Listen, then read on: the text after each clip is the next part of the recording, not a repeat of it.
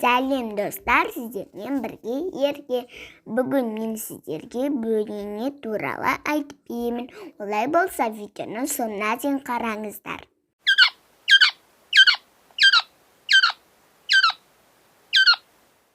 Досым, осы дауысты естуің бар ма? Бұл дауыс бөдененің дауысы. Бөденелер қоңыр сарғыш түс болып келеді.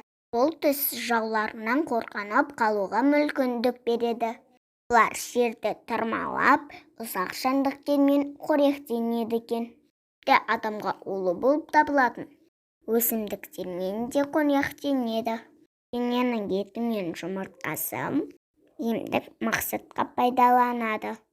Бұлар қолға үйретілген жабайы құстар. Өмір сүру ұзақтығы 6 жыл қана. Жабайы бөденелер бірге өмір сүреді. Түнде олар топтасып ұйықтайды екен. Күзетші бөденелер қарап жүреді. Егер қауіп төнсе, достарына белгі береді.